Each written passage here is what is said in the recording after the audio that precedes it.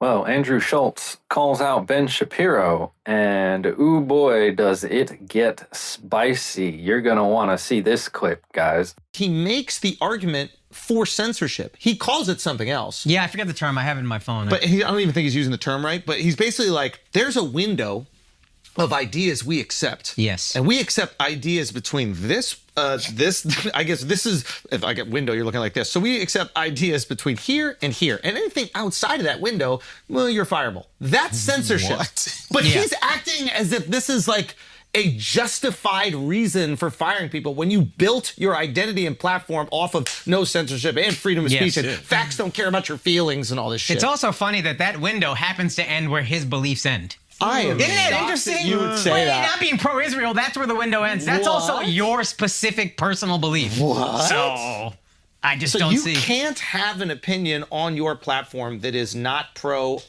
a country that is not ours? Yeah. Wait a minute. Crazy. I wish. So is the Daily Wire an American media platform or is it an Israeli media platform? I'm just asking. This guy's cooking. I'm just asking. If the rule is, I'm just saying, if the rule is you cannot be critical, because he has no problem being very critical of America. Yep. He's critical of the left in America. Left is half the country. You have no problem eviscerating half of the country. That's the current party in power. But you can't criticize Israel as a country. That's just another country, unless you're saying, and you're clearly admitting, that the Daily Wire is an arm of the Israeli, I guess, media or propaganda machine. Is that? Oof. Are you manipulating the religious right in America?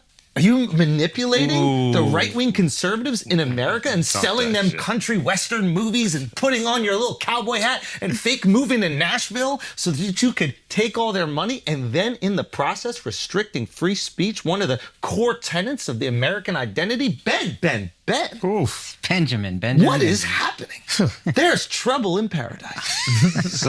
Oh, yeah, that's an understatement. There is trouble in paradise.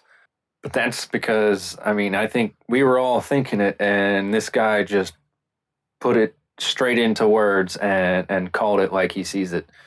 We were all thinking it, and he said it. Because if you've spent any amount of time watching Ben Shapiro, I'm sure you've heard him talk about the Overton window many, many, many times. Like me personally, I've heard Ben Shapiro talk about the Overton window probably more than 1,000 times.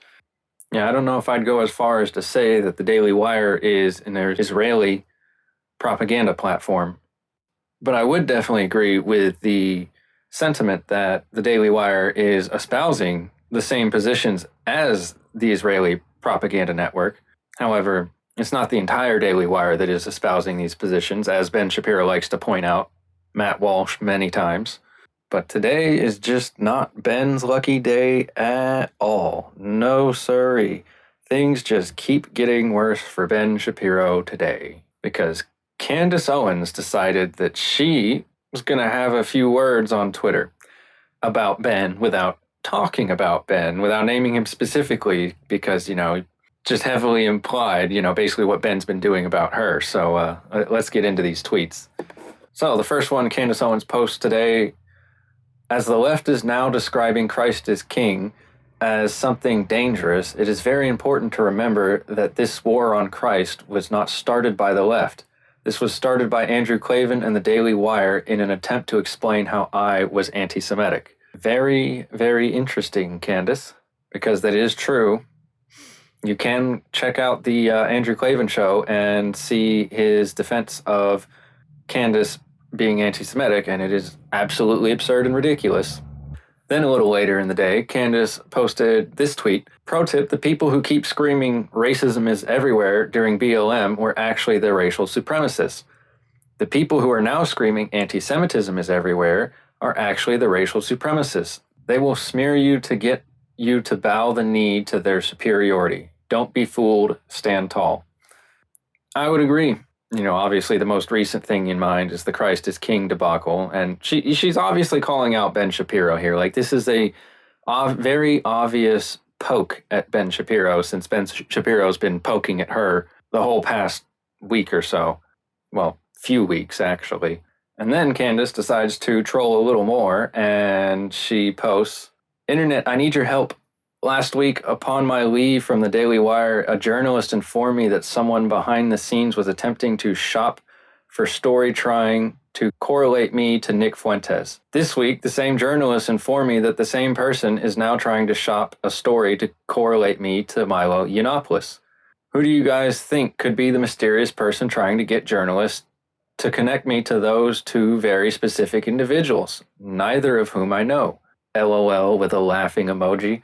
Very interesting little tidbit of information there, Candace.